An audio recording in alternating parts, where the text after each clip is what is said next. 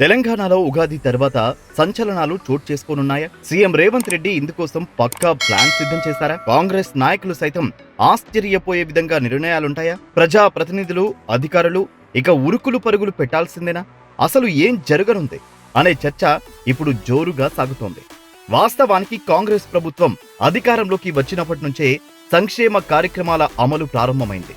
అయితే ప్రభుత్వ ఖజానాలో సొమ్ములు లేకపోవడంతో కొన్ని చోట్ల వెనుకబడాల్సి వచ్చింది.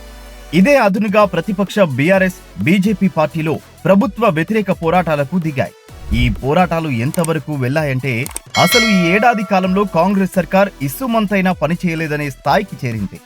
ఈ నెగిటివ్ ప్రచారానికి చెక్ పెట్టాలని రేవంత్ యోచిస్తున్నారు.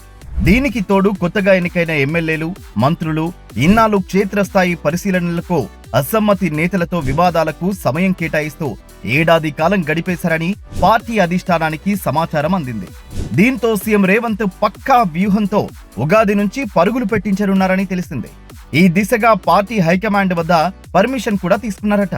ఉగాది తర్వాత ఎలాగూ కేబినెట్ విస్తరణ కూడా పూర్తవుతుంది కాబట్టి ఇక ఎమ్మెల్యేలు, మంత్రులు తమ నియోజకవర్గాల్లో ఎక్కువగా ఉంటూ ప్రజల్లో ప్రభుత్వ కార్యక్రమాలపై ప్రచారం చేయాల్సి ఉంటుందట. ఏడాది పాటు హనీమూన్ పూర్తయింది. ఇక 4 ఏళ్లు ప్రజా సమస్యలపై దృష్టి పెట్టండని సీఎం రేవంత్ దిశానిర్దేశం చేయనున్నారట. ఒక్కో జిల్లాపై ఒక్కో రోజు సమీక్ష నిర్వహించనున్నారట. అలాగే ఎప్పటినుంచో తిష్టవేసిన అధికారులను మార్చనున్నారట. డైనమిక్ ఆఫీసర్లను రంగంలోకి దింపనున్నారట.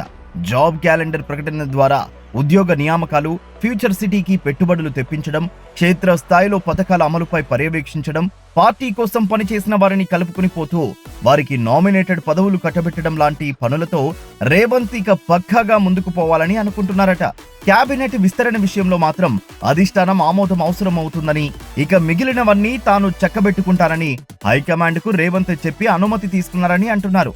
ఇలా ఉగాది తర్వాత తెలంగాణలో భారీ మార్పులు తప్పదనే వార్తలు వినవస్తున్నాయి.